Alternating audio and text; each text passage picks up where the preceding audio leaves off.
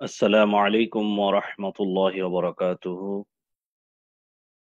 কড়িহাটি সালিমিয়া ফাজিল মাদ্রাসা সহ সারা বাংলাদেশের মাদ্রাসা সমূহের অষ্টম শ্রেণীর সুপ্রিয় শিক্ষার্থী বন্ধুরা, আজকে আমরা তোমাদের জন্য অনলাইনের মাধ্যমে তোমাদের অষ্টম শ্রেণীর আরবি দ্বিতীয় পত্রের চতুর্থ অধ্যায় থেকে আমরা আজকে ক্লাস করব ইনশাআল্লাহ।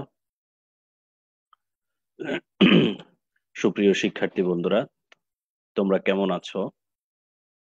আশা করছি মহান আল্লাহ রাব্বুল আলামিনের অসংখ্য কৃপায়, দয়ায় তোমরা ভালো আছো আলহামদুলিল্লাহ।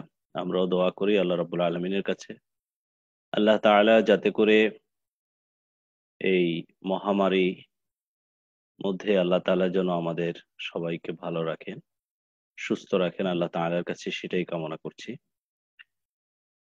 তো আর কথা নয়, আমরা আমাদের নির্ধারিত ক্লাসে চলে যাচ্ছি। অষ্টম শ্রেণীর সুপ্রিয় শিক্ষার্থী বন্ধুরা, তোমাদের মূল বইয়ের চতুর্থ অধ্যায় আদ-দারসুর রাবি', চতুর্থ অধ্যায়ে অত্যন্ত গুরুত্বপূর্ণ একটি বিষয় আজনাসুল কালিমা, কালিমার জিন্স সমূহ। এটা অত্যন্ত গুরুত্বপূর্ণ। এটা শুধু অষ্টম শ্রেণী নয়, একেবারেই পঞ্চম শ্রেণী থেকে কামিল পর্যন্ত সকল শিক্ষার্থীর জন্যই এই বিষয় সম্পর্কে জানা প্রয়োজন। তো আসো আমরা কয়েকটা উদাহরণ একটু খেয়াল করি। প্রথমে আসি, দেখো, ফাতাহা সাঈদুল আল বাবা,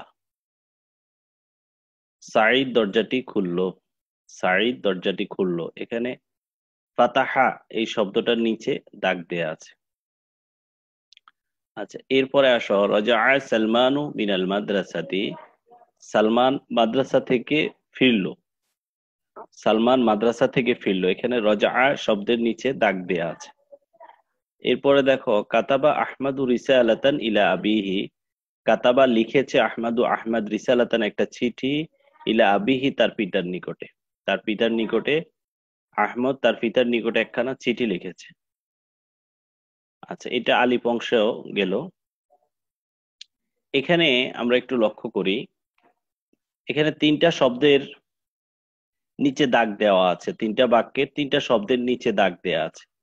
আমরা যদি একটু খেয়াল করি, যেমন ফাতাহা, ফাতাহা এই শব্দটার মূল অক্ষর ফাতাহা, ফাতাহা।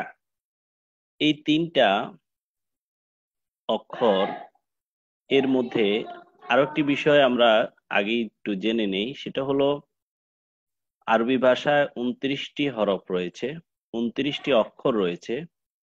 এর মধ্যে তিনটি অক্ষরকে বলা হয় হরফে ইল্লত, তিনটি অক্ষরকে বলা হয় হরফে ইল্লত। এই হরফে ইল্লত বলার কারণ হলো আরবি ভাষায় উচ্চারণগত দিক থেকে এই তিনটি অক্ষর সবচাইতে বেশি কঠিন। উচ্চারণগত দিক থেকে এই তিনটি অক্ষর সবচাইতে কঠিন হওয়ার কারণে এই তিনটি হরফকে বলা হয় হরফুল ইল্লাহ, হরফুল ইল্লাহ বলা হয় এই তিনটি অক্ষরকে। আর এই তিনটি অক্ষর হলো ওয়াও আলিফ ইয়া, ওয়াও আলিফ ইয়া। এছাড়া আর বাকি 26টি অক্ষরকে বলা হয় হরফে সহি, এছাড়া আর বাকি 26টি অক্ষরকে বলা হয় হরফে সহি। আমরা এখন দেখব যে এই ফাতাহা, ফাতাহা এই ফাতাহা শব্দের মূল অক্ষরের মধ্যে ওয়াও আলিফ ইয়া এই তিনটির কোনো একটি আছে কি না। আমরা দেখতে পাচ্ছি যে এই তিনটা অক্ষরের কোনো অক্ষর এখানে নেই। তার মানে এখানে যে তিনটা অক্ষর রয়েছে, তিনটা অক্ষরই হরফে সহি, এখানে হরফে ইল্লতের কোনো অক্ষর আসেনি। এরপরে 2 নম্বর বাক্যের মধ্যে আমরা দেখতে পাই রজা, র জিম আইন, র জিম আইন। এখানে তোমরা খেয়াল করো যে এখানে র জিম আইন এর মধ্যে হরফে ইল্লত আসেনি, অর্থাৎ ওয়াও আলিফ ইয়া আসেনি। এখানে তিনটা অক্ষরই হলো হরফে সহি। এরপরে আসো কাফ তা বা, কাতাবা, কাফ তা বা মূল অক্ষর কাফ তা বা, এখানে তিনটা অক্ষরই হরফে সহি, এখানে হরফে ইল্লত আসেনি। এরপরে বা অংশের মধ্যে দেখো, বা অংশের মধ্যে উদাহরণগুলো দেখো। আমারাল উস্তাজু তালিবা বিসসালাতি, উস্তাজ নির্দেশ দিয়েছেন, উস্তাদ নির্দেশ দিয়েছেন আত-তালিবা ছাত্রকে, উস্তাদ ছাত্রকে নির্দেশ দিয়েছেন বিসসালাতে নামাজের, অর্থাৎ উস্তাদ ছাত্রকে নামাজের জন্য নির্দেশ দিয়েছেন। এরপরে দেখো সাআলাল আমিলুল মুদিরা, সাআলা জিজ্ঞেস করলো, আল আমিলু কর্মচারী, আল মুদিরা পরিচালককে, কর্মচারী তার পরিচালককে জিজ্ঞেস করলো, কর্মচারী তার পরিচালককে জিজ্ঞেস করলো। এরপর দেখো করাআত তালিবুল কিতাবা, করাআ পড়লো, আর তালিবু ছাত্রটি, ছাত্রটি পড়লো আল কিতাবা বই, তাহলে ছাত্রটি বইটি পড়লো, ছাত্রটি বইটি পড়লো। এখানে একটা জিনিস, এখানে তিনটা শব্দের, তিনটা বাক্যে তিনটা শব্দের নিচে দাগ দেয়া আছে, আমারা, সাআলা, করা, তিনটা কিন্তু ফেল। আগের তিনটায় ফেল ছিল, ফাতাহা, রাজা, কাতাবা, এগুলো সবগুলোই ফেল ছিল এবং ফেলে মাজি ছিল। এখানে দেখো আমারা, সাআলা, করা, তিনটি হলো ফেলে মাদি, ফেল এবং ফেলে মাদি। এখানে একটা জিনিস লক্ষণীয় যে এখানে দেখো, এখানে হামজা এসেছে, আমারা হামজা এসেছে, প্রথম অক্ষরে হামজা এসেছে। এখানে সাআলা হামজা এসেছে মাঝের অক্ষরে, করা এখানে হামজা এসেছে শেষ অক্ষরে। আমরা অনেক সময় এই হামজা এবং আলিফের পার্থক্য বুঝি না। হামজা হলো যেই আলিফের মধ্যে হরকত হবে, এগুলো হামজা, হরকত জবর জের পেশ হবে, এগুলোকে হামজা বলে। আর যদি খালি থাকে, অর্থাৎ কোনো হরকত থাকে না, কোনো হরকত থাকে না, খালি থাকে, তখন ওইটাকে আমরা আলিফ বলি। তাহলে হামজা এবং আলিফের মধ্যে পার্থক্য রয়েছে। হামজা হলো যে অক্ষরের উপরে, যে অক্ষরের মধ্যে হরকত হবে, জবর জের পেশ হবে, ওই অক্ষরটাকে, ওই আলিফটাকে বলা হামজা। আর যদি আলিফের মধ্যে যদি কোনো, যেমন কলা, কলা, এখানে কফের পরে যে আলিফটা এসেছে, ওই আলিফের মধ্যে কিন্তু কোনো হরকত নেই এবং এটা এক আলিফ টান হবে, ওই আলিফটাকে, ওটা হলো আলিফ। আর এখানে যেটা, এটা হলো হামজা। তাহলে এখানে হামজাটা এসেছে প্রথম অক্ষরে, এখানে মাঝের অক্ষরে, এখানে শেষের অক্ষরে। আমরা সামনে আলোচনা করলে তখন এই বিষয়টা তোমরা ক্লিয়ার হতে পারবে। এরপর আসো জিম অংশের মধ্যে দেখো, ওয়াজাদা আত-তিলমিজু আল-জাইজাতাল উলি, ওয়াজাদা তিলমিজু জাইজাতাল উলি, ওয়াজাদা ফেলো, পেয়েছে, আর-তিলমিজু ছাত্রটি, আল-জাইজাতা পুরস্কার, ছাত্রটি পুরস্কার পেয়েছে, আল উলি প্রথম, তাহলে ছাত্রটি প্রথম পুরস্কারটি পেয়েছে, ওয়াজাদা পেয়েছে, এখানে ওয়াজাদার নিচে দাগ দেয়া আছে। এরপর দেখো রাদিয়াল্লাহু, আল্লাহ সন্তুষ্ট হয়েছেন, আল্লাহ সন্তুষ্ট হয়েছেন, আনিস সাহাবাহ, সাহাবীদের প্রতি, আল্লাহ তাআলা সাহাবীদের উপরে, আল্লাহ তাআলা সাহাবীদের উপরে সন্তুষ্ট হয়েছেন। এখানে দেখো রদিয়া, রদিয়া, এখানে এটা নিচে দাগ দেয়া আছে। এরপরে দেখো উল্লিয়া আবু বাকরিন রাদিয়াল্লাহু তাআলা আনহু খলিফাতান, উল্লিয়া মানে নির্বাচিত হয়েছেন, তিনি নির্বাচিত হয়েছেন, কে নির্বাচিত হয়েছে? আবু বাকরিন, আবু বকর রাদিয়াল্লাহু তাআলা আনহু খলিফাতান, খলিফা হিসেবে।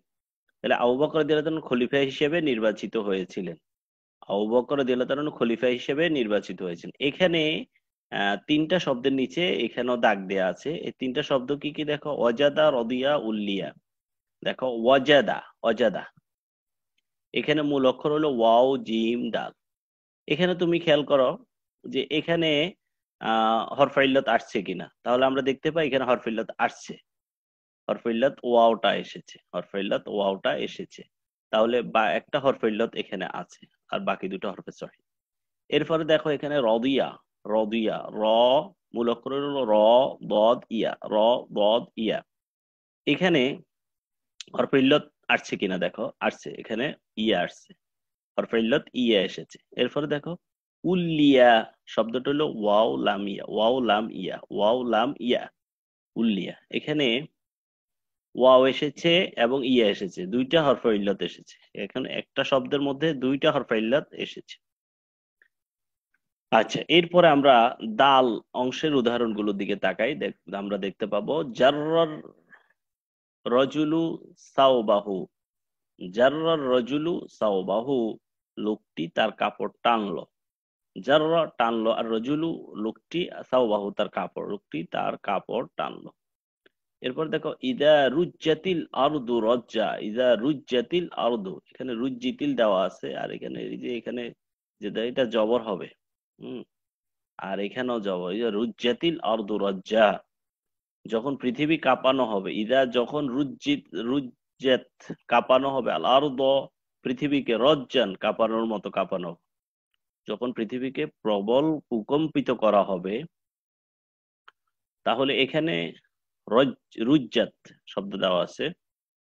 হ্যাঁ। এরপরে দেখো ইদা জুলজিলাতিল আরদু জিলজালাহা, ইদা যখন জুলজিলাত কাঁপিয়ে তোলা হবে, আর আরদু জমিনটাকে জিলজালাহা ভীষণ ভাবে কাঁপিয়ে তোলা হবে, প্রবল ভাবে, প্রবল ভাবে যখন পৃথিবী থেকে কাঁপিয়ে তোলা হবে। তাহলে এখানে জুলজিলাতের নিচে দাগ দেয়া আছে, এখানে দেখো জাররা, জাররা এর শব্দটার মূলক হলো জিম র র, জিম র র, এখানে কিন্তু তিনটাই হরফে সহি, বাকি একই অক্ষর দুইবার এসেছে, একই অক্ষর দুইবার এসেছে। এখানে দেখো রুজ্জাত শব্দটা হলো র জিম জিম, রজ্জা, রজ্জা, র জিম জিম, তাটা হলো মুয়ান্নাসের তা, সিগার তা, আর বাকি এখানে শব্দটা হলো র জিম জিম, র জিম জিম। এখানে এখানে হরফে ইল্লাত নেই, তবে হরফে সহি এই জিমটা দুইবার এসেছে, জিমটা একই অক্ষর দুইবার এসেছে, এখানে র দুইবার এসেছে, এখানে জিম দুইবার এসেছে, অর্থাৎ একই অক্ষর দুইবার এসেছে। আবার এখানে খেয়াল করো যে ইদা জুলজিলাতিল আরদু জিলজালা, এখানে শব্দটা হলো জালজালা, জালজালা শব্দটা মূল অক্ষর হলো ঝালাম, ঝালাম, এখানে একই শব্দ দুইটা শব্দ দুইবার করে এসেছে, এখানে যা দুইবার এসেছে, লাম দুইবার এসেছে, শব্দটা হলো জালজালা, জালাম ঝালাম, তাহলে এখানে দুইটা শব্দ দুইবার করে এসেছে। তাহলে আমরা একটু লক্ষ্য করলে বুঝতে পারবো যে এখানে আমরা কয়টা অংশ পড়লাম। এখানে চারটা অংশ আমরা পড়লাম, আলিফ বা জিম দাল, আলিফ বা জিম দাল, আলিফ বা জিম দাল। তাহলে বোঝা গেল যে জিন্সগত দিক থেকে, জিন্সগত দিক থেকে কালিমা চার ভাগে বিভক্ত। জিন্স এর দিক থেকে কালিমা, অর্থাৎ শব্দের মূল অক্ষরের, অক্ষরের বিবেচনায়, অক্ষর বিবেচনায় আমরা শব্দগুলোকে, আরবি ভাষার শব্দগুলোকে আমরা চার ভাগে ভাগ করতে পারি। আমরা কয় ভাগে ভাগ করতে পারি?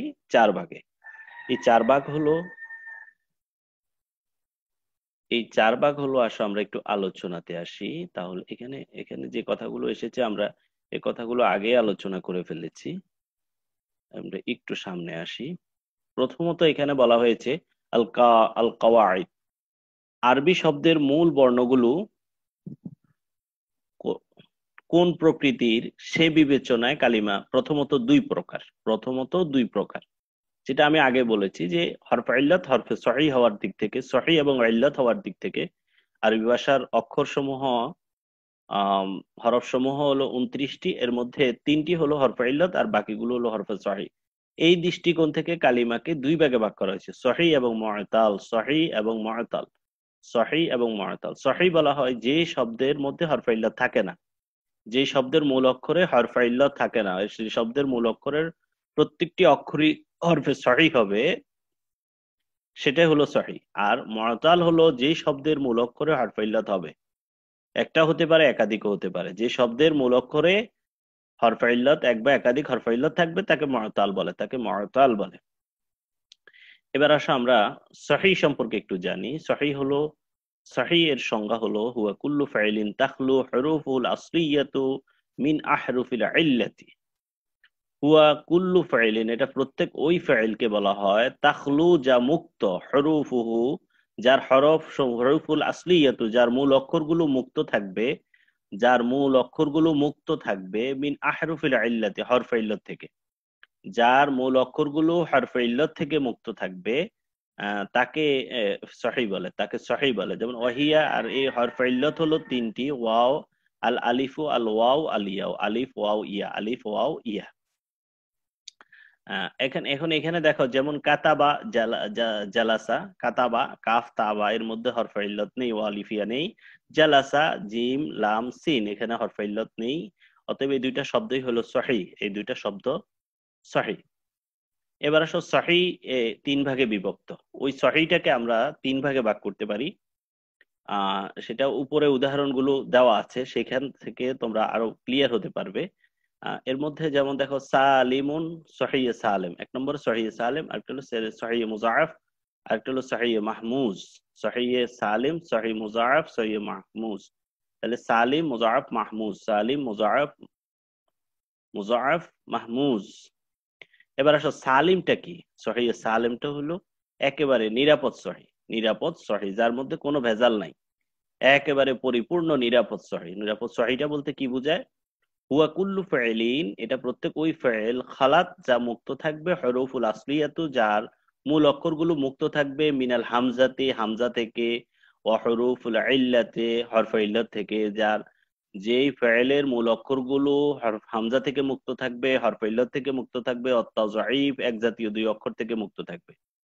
যেই ফাইলের মূল অক্ষরগুলো, আমি আবার বলছি, যেই ফাইলের মূল অক্ষরগুলো, যেই ফেয়েলের মূল অক্ষরগুলো হামজা থেকে মুক্ত থাকবে, হরফ ইল্লাত থেকে মুক্ত থাকবে, এক জাতীয় দুই অক্ষর থেকে মুক্ত থাকবে, তাকে সহিহ সালিম বলে। যেমন দেখো নাসরা, নুন সদ র, নুন সদ র, নাসরা। নাসরা হলো সহিহ সালিম। সহিহ সালিম কেন? এই শব্দের মূল অক্ষরে হরফ ইল্লাত নেই, অর্থাৎ ওয়াও আলিফ ইয়া নেই। এরপরে এই শব্দের মূল অক্ষরে হামজা নেই, এবং এই শব্দের মূল অক্ষরে এক জাতীয় দুই অক্ষর, অর্থাৎ নুন নুন, সদ সদ, র র, অর্থাৎ এক জাতীয় দুই অক্ষর নেই। ঠিক এমনি ভাবে কআদা, কআদা, কফ আইন দাল, কফ আইন দাল, এখানে হামজা নাই, এক জাতীয় দুই হরফ নাই, হরফ ইল্লাত নাই। দরাবা একই অবস্থায়, জালাসা এবং একই অবস্থায় গুলা। সুতরাং প্রত্যেকটি সহিহ সালিম।